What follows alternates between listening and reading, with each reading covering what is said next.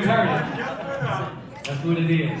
But I want to just give a real acknowledgement to all the things that Troy has been able to do for the city of Chicago, for the community, for so long, man. We truly appreciate you. We acknowledge you, and we only continue to celebrate what you're doing.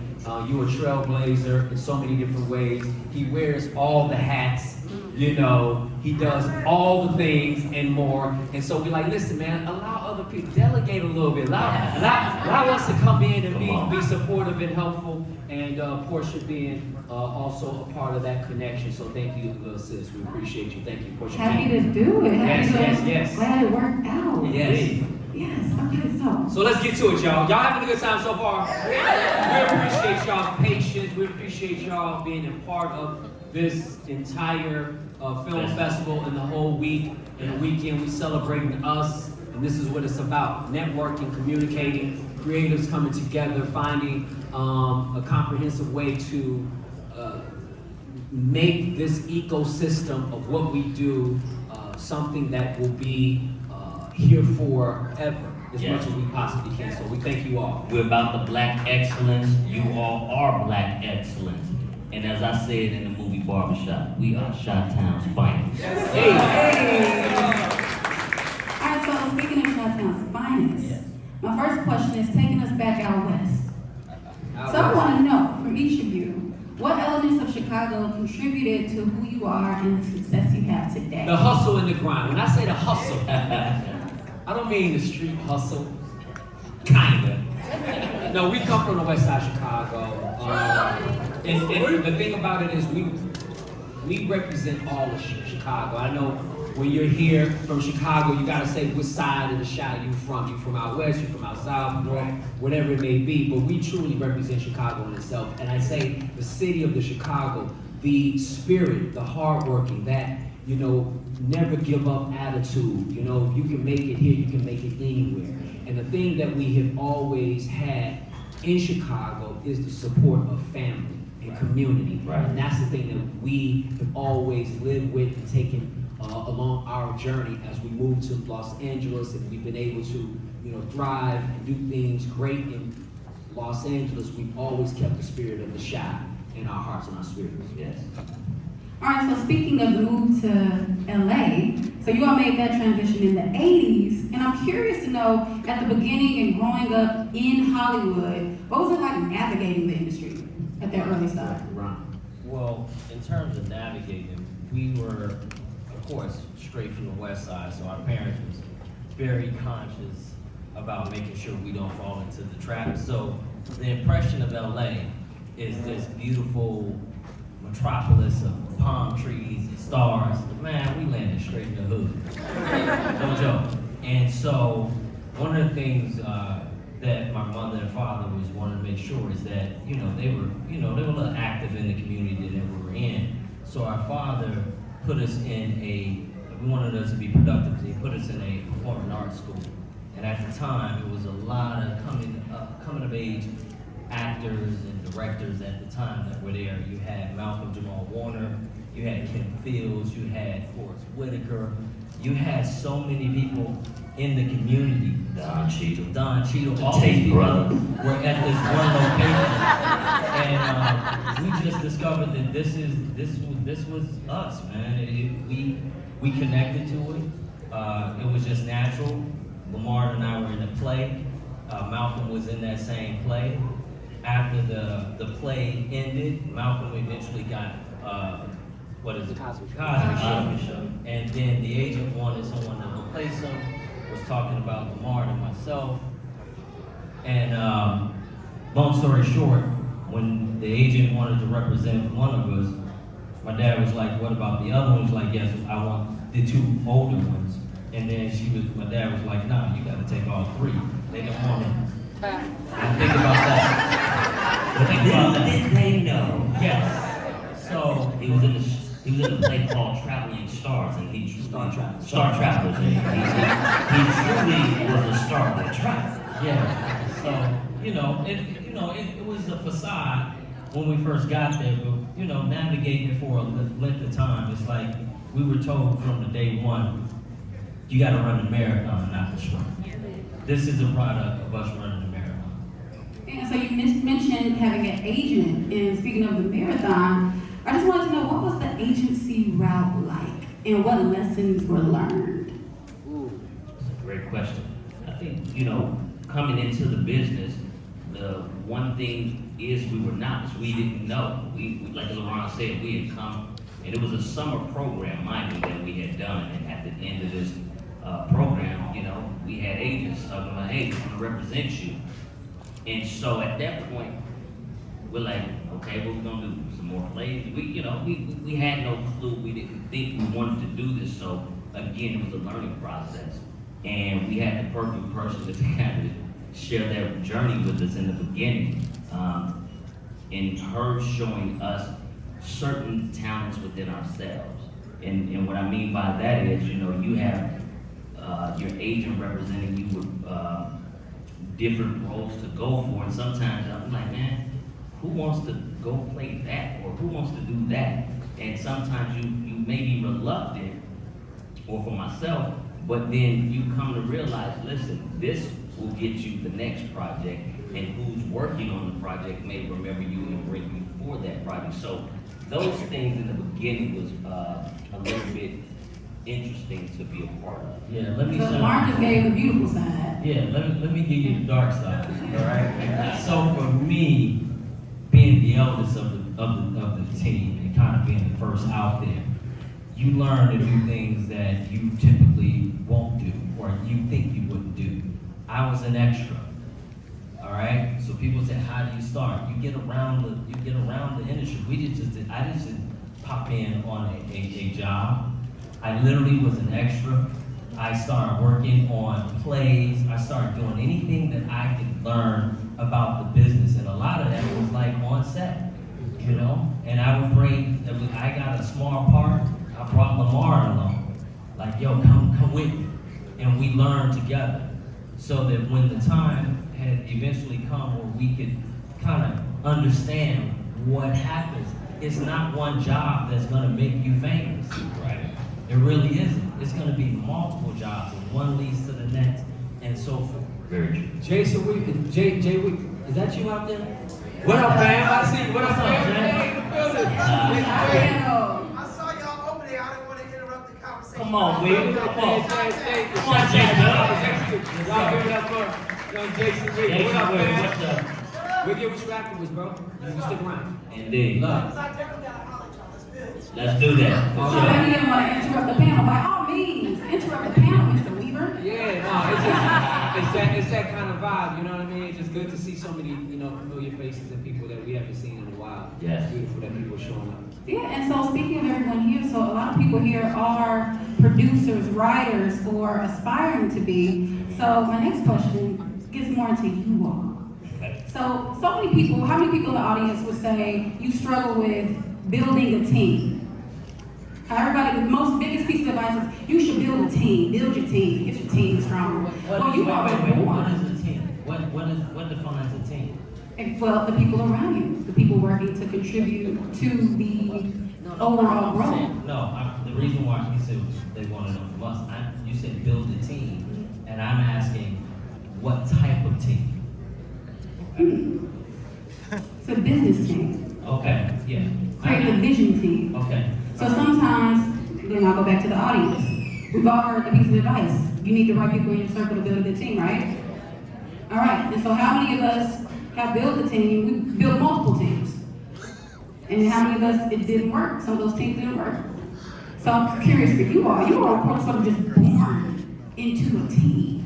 Right. You are born into a team. Right. So we do have a bit of an advantage in that way that we started out together and we continue to work together as we talk about family business, right? And so everyone doesn't have that same narrative and that same, experience or journey to have people that you trust, people you work with for forever. And sometimes family don't always work well together, right? So you have to find those people that are like-minded, and it's not always going to work the first time around, you know what I mean?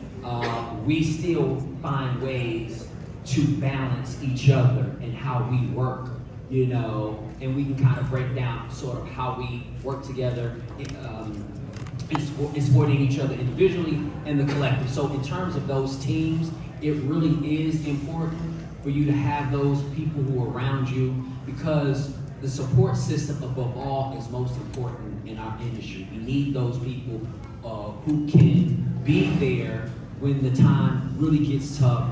And in our industry, we are always faced with the word no, or not now. This ain't your time. And so all of us have experienced that. Well, what do you do when you're dealing with that no, when you're looking for that yes? How do you continue to move forward? How do you continue to stay inspired, right? That then comes down, in my opinion, to an individual dynamic. Because, you know, aside from our brothers, when they're not there or they can't be there, there are things that I have to look into myself. Remember what my purpose is. Continue to follow my passion. Understand why we started this, why I want to continue to do it, why do I want to make a name for myself, also why do I want to continue to make the name for the collective. But that team is really is important as you are as a team member, right? So you also have to know what it's like to be a part of the narrative of us and we. Right. Yeah, did you want to add to that? Yeah, I was gonna just say that, like,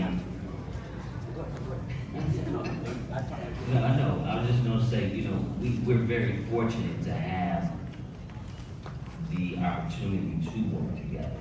I mean, we definitely are individuals, but when we come together as a team, you know, as an actor, I gotta go step in and do it myself. No one can come and help me. They're the support system, right? There's the difference between the support system and then a team. So individually, I understand where I am, but also know my lane as a team. So that's all I was gonna share. So know your role. There you go. Yes, that way.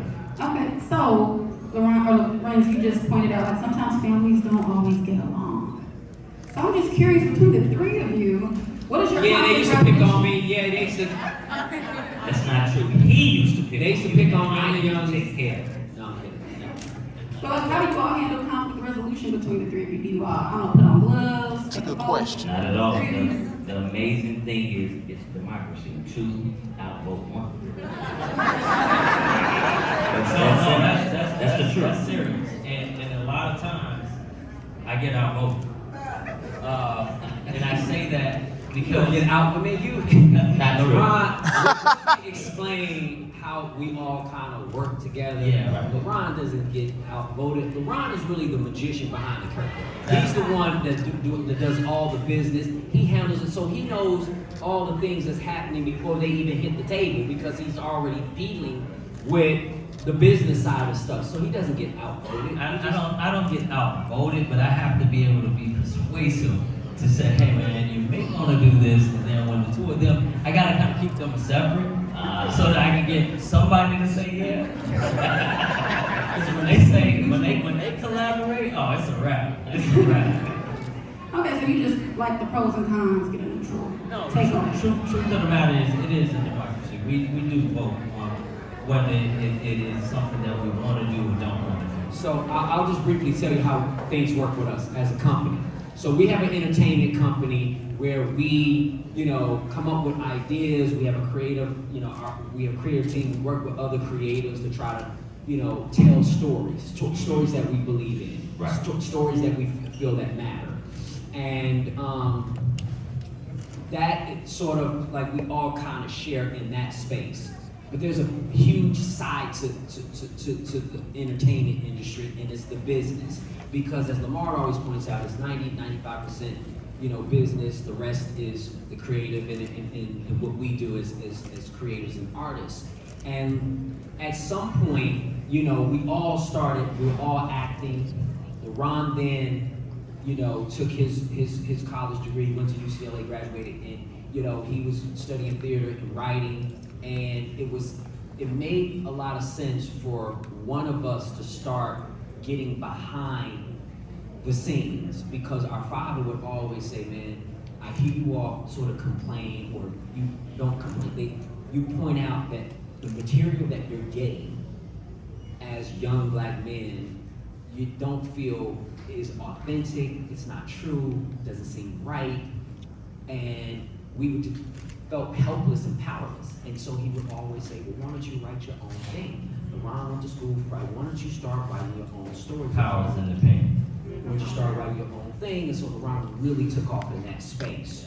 And so it allowed Lahmard and I to really kind of focus on being in front of the camera. Now we have somebody. And then, because our curiosity was always so high, anytime we were on set, we didn't really gravitate to all the other actors and actresses. We gravitated towards the directors, the writers, and the producers. We was like, who is the guy that's always walking around, but he doesn't speak to any of the actors? He doesn't talk to, he just talks to the producers. Oh, he's the line producer. He's the dude that's dealing with the money. Oh, who's that the producer? Oh, he's the one who's dealing with the executive. The executive is the one that's from the network, the studio. And there's this sort of gap in between. Why don't y'all talk to us? You know what I mean? Because it's like sort of church and state. Y'all are entertainers, we're the business, we're the suits.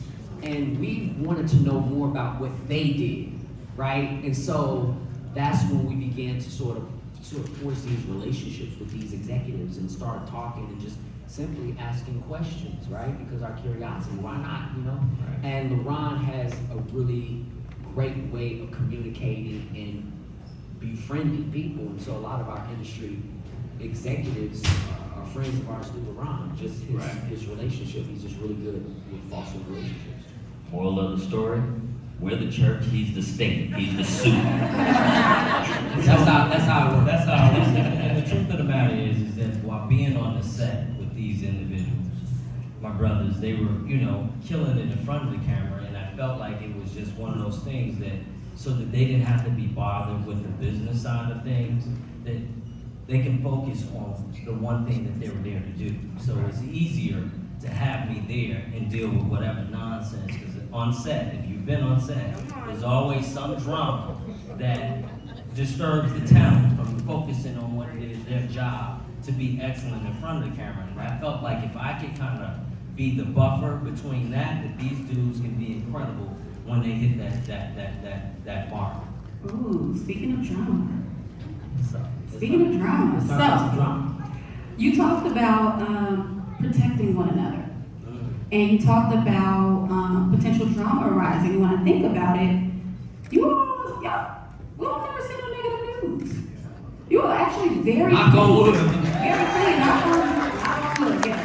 But you all have a very, very clean persona about you all, like a very clean record. So, what is it like protecting one another, and is there any type of like protocol? How do you all handle? Who do you go to, and who sort of like gets ahead of it, because it never leaks? But I'm gonna tell you that protective instinct and the nature of that comes from mom. Mom's always said, watch out for each other. Take care of your brothers. The oldest to the youngest, always look out for each other. Keep your eyes and ears and open, right? And so my brothers, for me, they've always been there, supportive. When I'm on set, and I started out really young, right? So I'm the youngest on movie and TV sets very early on, so much that my brothers became my guardians. My parents allowed me to be, what do you call it? Emancipated. So early on, like at 15, 16, I lived with my brothers. I moved out of the house at like 15, 16, in and out, and we all had our own apartment. And my parents made sure that my brothers watched out for me. And, when they began to work on TV shows and stuff, I would sort of do the same thing. Now I'm getting older. Now I understood how they watch my back. And now I'm on the set with Lahmard, I'm on the set with Larron. And like, what are you doing? I'm like, I'm here watching my brother. You know what I mean? Because that's one of the things. And to this day, we support each other. We work on power now. I go on set even when it's not my day to work, just to make sure that my brother is good. It's just a natural thing. Again, right? So I just keep doing that. And we, yeah, it's nice to have, this is when I was acting. It was nice to have my brothers be my assistant. It was to see them handle, and even till this day, I love when I say, hey man, I gotta go off and do X, Y, and Z with you guys, they be like, we got it. And when I say they got, these are incredible actors, but businessmen, all day. But he still treat us like his assistant. Go get that. Go do this. Go do it. You know, their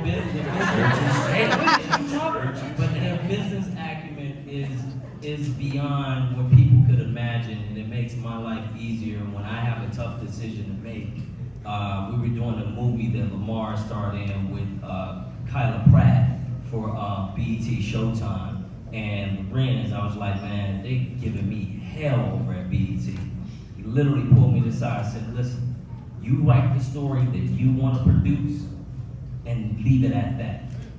And I was like, you know what? Tell the story that you want to. You here now. We're on set. Tell the story you want to tell. And it's better to show them than over explain everything, because you're doing all this and back and forth, man. Let's just go ahead and make the movie you want to make, and then let's not ask for permission. Ask for forgiveness later. You know what I'm saying? At that point, I'd rather ask for forgiveness than for permission, and then we make the movie that we ultimately want to do, right? And so, having those kinds of that support and that team in place is always good, but it's not always the case for everyone. But that's why we are here in these spaces right now, sharing our experiences, finding ways, talking about the roadmaps, talking about the tools that will allow us to see our dreams and our passions come to fruition, to set some goals and to achieve them, to set up something and follow through. And we're like, listen, man, this is one of those things where we're not asking for permission. We're not asking people from Hollywood if it's okay for us to sit with our own people and do what we want to do. Why? Why are we asking them? It's so interesting, especially in our industry, and I don't get into the whole racial thing, but in our industry, the further we would progress, the fewer of people who look like us we see in those boardrooms that make the decisions. Like, man, we need people behind the scenes. We need more agents who look like us and come from our communities and have our experience. We need more executives. We need more people in the decision-making spaces. We need more people in the financial sector of this, because it's become a real business. And a lot of executives who are in these studios and networks come from Fortune 500 companies. They come from a very corporate world, right? And when we go and talk about doing a show in Chicago that is about us and our experience, if they're not from here and they have not had those same experiences, it's falling on deaf ears. And unfortunately, a lot of cases, they're the ones making the decisions, and they're not creatives in any capacity. They look at it as like, does that story put seats in the movie theaters, and is it going to make money? And if they don't have any data to support that, it's a tough thing to get that story or something done. But if we have you in that room, or we have you, Dr. Ian, we have any of these people in those rooms who understand, I should overstand the reason, the necessity for us to tell our stories. We're not monolithic. We have so many stories and so many things that are so untapped. It's just one of those things that we're like, we just have to do it. Again, like I told Laron, make what you want to make, and people will come. And we can do it because we have all the tools, right? Yeah. We have all the tools. There's people who are writers and directors. There's people who are cinematographers, sound. There's people who have great relationships, so they're great producers. Right. There's all of that. There's people who have money. Yeah, I think that this is a great opportunity for you all to talk a little bit more about Tate Entertainment and the Tate Brothers Foundation and the goals for that, and what your vision is for the future of Black wealth and Black leverage within the entertainment industry. Well, let me start off by saying that we need the community to support the community. So what Troy has created, which has brought us to the table, is the creative cipher. So when you're asking about, I want to kind of go back a little bit, asking about a team. What we typically do, and we'll do it at the end of this panel, is demonstrate that the people that you need are literally next to you. You just don't know them. So you have to congregate in one space to identify who's doing what and how that helps you. And you gotta be willing to take the chance on the next person.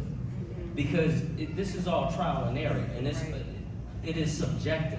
This business is subjective. You may have a bomb story that works for you, but I think it's you know what I mean? Yeah. We have some incredible experiences in terms of material that we presented, and you know, the next person may say, it's trash. Yep. It's subjective. And it goes back to what Larenz said, and this is just my opinion. This is a very selfish industry. Right. All right? It takes you to be a little bit more stronger to be able to say, I can't be selfish here. I have to be more supportive of the next person, because this is a community. And then if you look at us, we're at the bottom of the community of Hollywood. Right. But we're the biggest export of talent in Hollywood. Our focus is we spend the most money. I was about to say, we're the consumers to it all. Exactly. So when it comes to the Tate and entertainment, it's something that I sat back a while ago when I was seeing these brothers doing what they were doing, and I was like, look, man, I poured as much as, like, we coached each other as actors. We would go into an audition, and it would be Larenz against, like, Marlon Wayans. But the three of us would show up, and people would say, well, who am I auditioning against? You don't know, till that person walked in the room. So that was kind of like the mind game we was playing, and people saw that, and they was like, yo, that's real smart. So that support system is one thing, but the other part of this equation is, I was like, you know what? These dudes are incredible. Let me get on the other side, so that we're never fighting against each other. I know my place. I'm not trying to be the leading man. That's Love Jones. That's Derek. That's the funny guy, but who can act? He can do drama too. That's come on. I'm like, I'm gonna step back, and I'm gonna find my own lane. And I was like, yo, man, we gotta do everything Larenz said, Mara said about her dad, and inspiring us to keep moving forward. Also, moms don't give up. That's the visionary. The queen was like, we going to LA. That's the visionary, the mother. So I know we sitting here talking a lot about us, and it's all good. I'd like to, at some point, because I don't know how much time we have, at some point we should try to make it a little bit more, like some of the things that we need to know about y'all and what's going on, because it's important for us to kind of get a sense of what the community is thinking, what the community is feeling, what's lacking. What's the temperature? What can we do, right? Because we don't have all the answers. You ain't got all the answers. Okay, So we should try to figure that thing. Okay, let me ask the next question. Okay, go ahead. Yes. So the next question is centered and catered to the audience, because for anybody looking to potentially book talent of your caliber, what are some things that they need to have in order on the business side before you even step in the room? Okay. Like book us to get you in a project? You say book, I say money. After the money, after the budget, It literally starts with the material. And that's the truth of the matter. Look, there's 3 different scripts. There's one that's written, there's one that's shot, and there's that one that's edited. Right. The one that's edited is the one that makes it to the screen. And if it's not on paper, caliber like this, because it'll come to me, and once it gets to the talent, they're gonna see if it's good or not. It's subjective, but you gotta at least have it on page, so it's unrefutable whether or not this is good. And sometimes, I'll be very, very honest. Sometimes we get people who come to us to do like some independent stuff and independent projects. And I often know sometimes, like, maybe if I'm involved or one of us involved can probably help the project. but sometimes it doesn't really help us, to be honest, because I've either done that already multiple times, it's been done, so I'm not really moving the needle.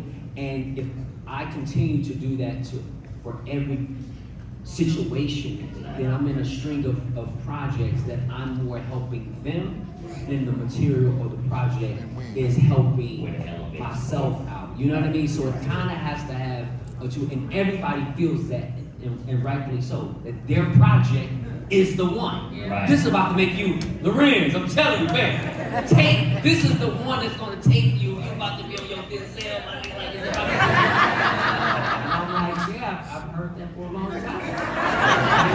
It's about, I know. And so sometimes there are projects that we do believe in, but I don't feel like I'm the right fit for it. Right. But I still believe in the vision. I still believe in what that is, and maybe we can produce it and get some other talented people who make sense for where we are at the time and the stage of that movie. Not always, sometimes I'll do these movies, and sometimes we just get behind it and produce them. So in terms of what it takes, it's gonna be, a few things have to be checked off the box. Yeah. But that doesn't mean that the movie can't, or the TV show, or the concept can't get made. John. Alright, well, so then for our up-and-coming or established producers and creators in the room, Larron, what would be some red flags? Because I know it comes to you first. So what are some red flags that would help the audience not misstep? One, if you don't know, you just don't know. Let's start there. A lot of people have material, and this is very tricky, and just bear with me, please. You don't know how well your material is until you either have someone read it that is of a level that can make a real assessment of what needs to happen and what doesn't need to happen. I do that before I present it to anybody else. So I go back to the material.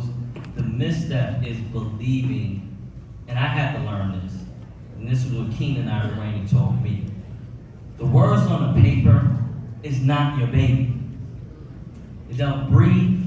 It don't require food. It's just words on paper. So be willing to accept criticism, constructive criticism, because the impression is, oh, it's got to be this way, it's got to be that way. No, take those things that make sense, those notes that make sense, that can help elevate it. But if you believe in it and committed to it, and if it's not working, then maybe you should try to use something else. So the red flag is where it starts. It's words on the paper.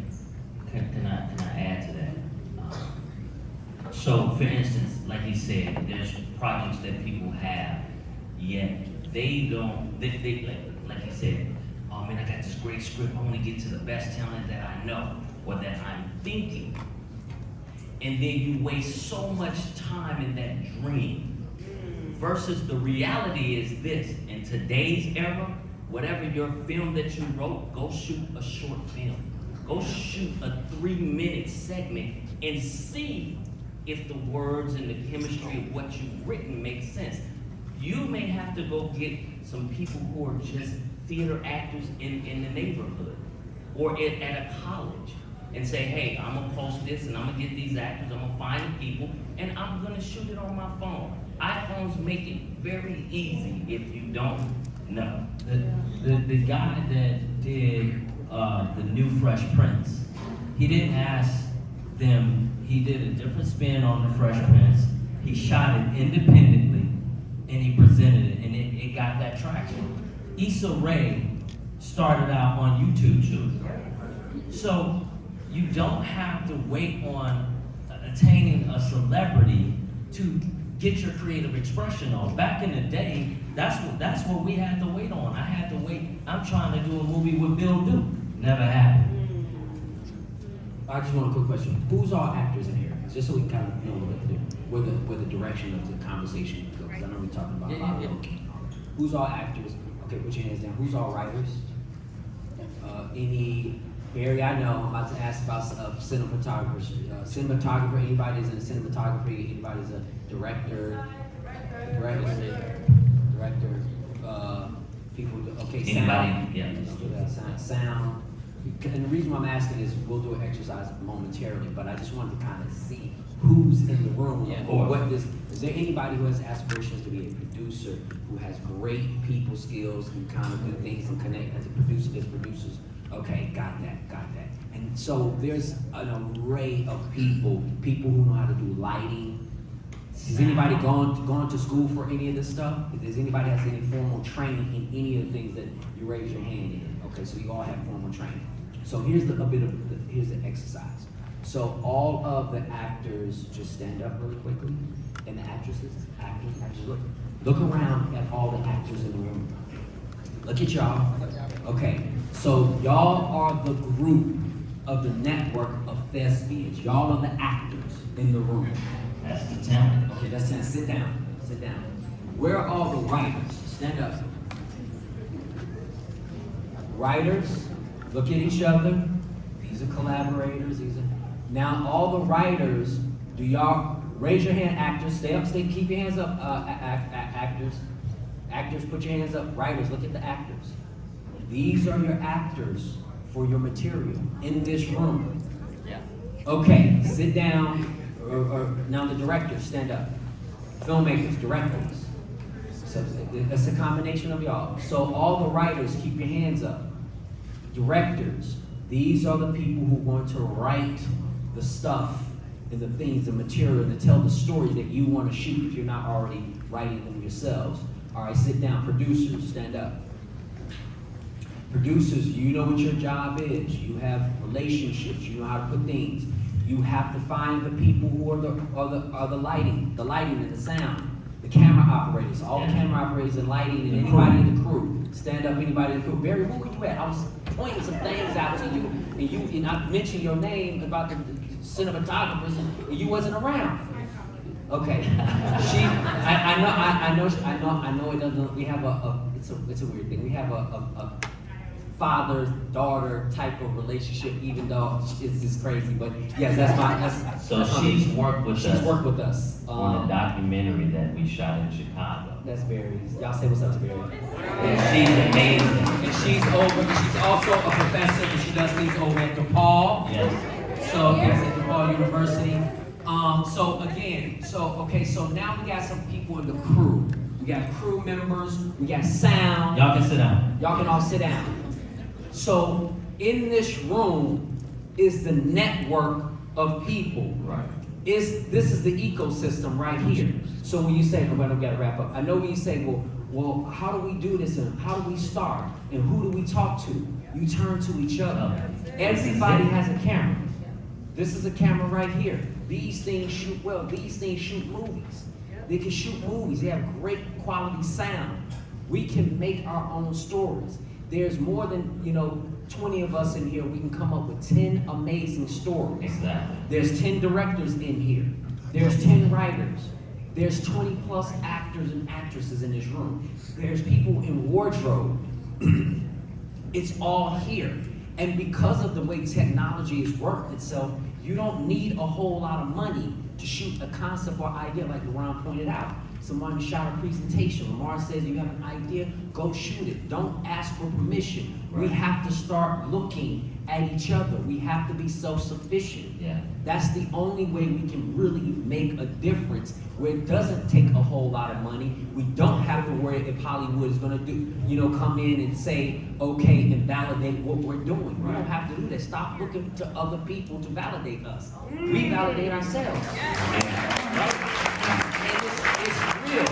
So when we call and when we're doing documentaries and we're doing things, we say, who's local here? Let's find. So Barry, she shows up and I said, Barry, I want to put a team together. Ron is putting together. We got, and I said, I want people who look like us first, but we want quality above all. Yeah. And sometimes just because they look like us and we look like each other doesn't mean the quality is there. Yeah. Don't waste your time. Right. We have to have people who are committed, who are like-minded, if they are from our community or not. Right. Go with the best people for the job, because then you'll see that in the work later. All right? So this is the room. This is us. It starts with us. It's about us. and then we begin to become the gatekeepers, and we begin to make the decision of what we want to do. And we can easily put stuff in streaming. People in Hollywood are always looking for something new, especially if it's something they can acquire. Right. You follow what I'm saying? And they don't know our culture. They don't. So it's best for us to keep our true, authentic self. And then lastly, whoever has had some experience in marketing, whoever has had some experience in finance, accounting, editing, all those things are going to be really important. This is the village right here that can make the next Barbershop or Love Jones or Soul Food or any of the things we've done here in Chicago, Exactly. the shop. We can do it ourselves. Yeah. Truly. And I want to say that's the whole point of what Troy Pryor has brought. He does this already. You guys have to take the chance to be rewarded. I'm going to say it again. Take a chance to be rewarded. It's never trial and error first. It's trial and experience. And then you learn from that. And if you don't take your own vision to see, then it becomes an error. And so you need to change it. Never look at it negative, always see it positive. And before I go, shout out to Joy Mitchell. I see you. Joy Mitchell, Rashad Joy Mitchell has always held us down. Joy has been an incredible part of our lives. That's Joy Mitchell. That's sweet Joy. Joy, with our Tate Brothers Foundation and all the things that we're doing, which we'll briefly talk about that for 30 seconds. But I do want to say that people who ask me, how do I get involved? How do I do it? We are trying, what we're doing is, our goal is to make sure that Chicago is the new destination for entertainment. It is already here. We want it to be a global destination for entertainment, the entertainment industry as it relates to film, television, docuseries, music, dance, fashion, all of it. Visual, we want it to be here. And it's way too many incredibly talented people who've gone away and who have not returned. We want to make sure that we make it appealing for those who've already gone away to come back home to Chicago, and we create our own right here because we can. And I always say, for those who want to be an actor, right? I say, well, what are you doing? Well, I want to be an actor. Are you reading any scripts? Are you working on any monologue? Are you doing any theater? Have you supported the theater community? Have you been a part of the community? You have to do the work. I can easily try to go to, any of these top executives and directors, Ryan Coogler, and say, hey man, put me in a movie. What have you done? What are you doing to garner to be in this movie? So when people walk up to me and they put me on, stand in line, bro. I got a whole slew of family members who would love to be on camera as well, but what are you doing? So nothing is going to be given to any of us. You gotta take it, right? So take that responsibility. And the thing that we're doing with the Tate Brothers Foundation is we are starting, again, the same concept, same model of us when it comes to performing arts and skills and trades. What we're looking to do is get the performing arts implemented back into the school systems. Because we gotta start with the basics. We gotta get them, whether it's theater, whether it's music, whether it's drama, whether it's dance, all of that. And we also want to talk about the business side of that early on. We want to be able to talk about, skills and trades. Workforce development. Workforce development, because there's a lot of people who are doing more work consistently behind the scenes, right? These guys who hold these cameras and stuff like this, they're gonna go to the next job and the next job and the next job. Opposed to waiting on to be in front of the camera. There's a whole world and community behind the camera that works more and is just as important and even more vital to a fucking camera being shot. Yeah, they're working. So we try to encourage people, especially from the community, become camera operators, become grips. Get into, if you're an electrician, let's get a trade, right? So a part of our thing is, with the Tate Brothers Foundation is the workforce, like trades. We want to make sure that young people are getting trades, whether they're skills and trades, whether they're builders or carpenters, you know what I'm saying? And because we need people to build the sets. But let's say when production is done and we're on hiatus, you can go and work. Transferable skills. It's transferable skills. And it keeps us thriving. Right. We're keeping the money within our community. We are professionals. People don't have to look for jobs, and people don't have to go and do what some of us feel that we have to do to take care of our families, right? Yeah. And so when we continue to push the narrative of workforce, and we sit down and talk to all the politicians, we talk to our city locals, we're sticking around for the DNC because why? We're going to talk to all of the people, the people who are making legislation in the city, people who are local community states and stateswomen. We're sitting, talking to them. How can they help this workforce? Because it's important. They say, how do we fix the crime? Work. You got to have options, man. We ain't got no options.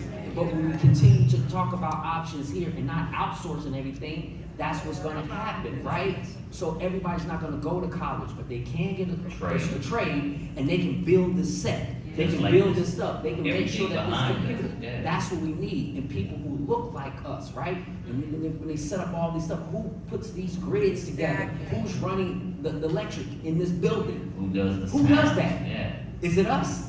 And do we run the companies that do that? So that's the stuff we talk about. Like, who's running the companies? Right. Who runs the sound companies? Who's in this building right now? Who runs it? Who owns it? Do they look like us? Right. Let's fix that. Let me jump in. They stay in our community. I love all So that everybody know, we're still doing the work in terms of production, you know. That's still gonna always be there, but our focus right now is really about the Tate Brothers Foundation and building this legacy. And what we're really adamant about doing is bringing a cultural campus and academy on the west side of Chicago that provides workforce development, that provides theater and school, the whole nine, as well as a community center. So that's kind of our focus right now, what we're doing in Chicago. Oh, beautiful, beautiful. Troy is giving us like, get y'all. We got the Give us red a light, big eye, Troy. big Giving us a eye. red light. So we love the Tate Brothers Foundation, take me in, but you get y'all black asses off that. Okay, so I guess to close us out, I think the main thing to point out is that beyond this panel, this conversation, is that this is the family business. Yes. This room, we are all a part of the family business, and we want to keep it as a family. And full circle, Yeah. as he said, we all cousins. Okay, well, on that note, thank you, everybody. Thank you to Larenz Tate. Thanks, Portia King, for being a Make some noise for the Tate, ladies and gentlemen! Shout-out home.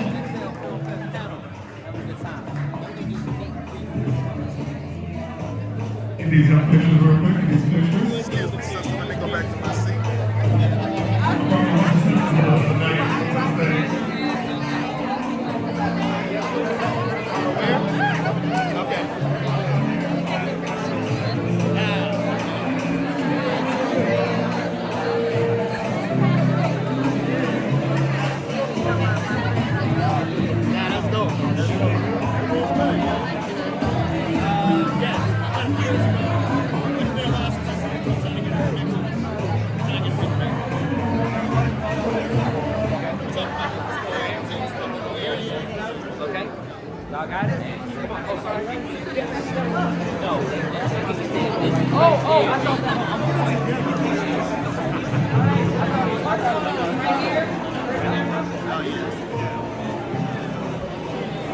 Alright guys, second camera in this area.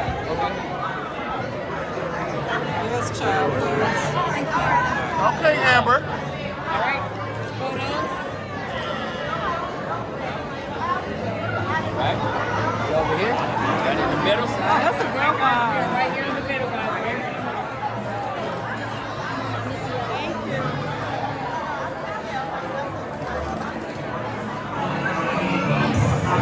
Alrighty guys, we are moving on to right here, okay?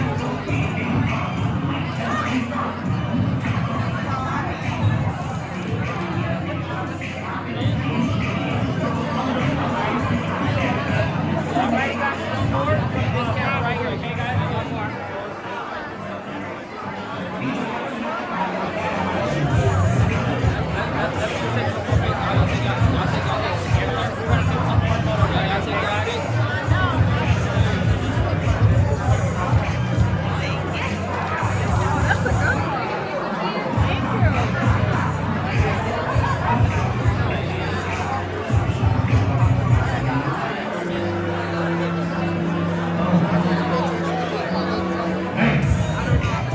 not like us. What? They not like us. They not like us. Say it again. They not like us. They not like us. They not like us.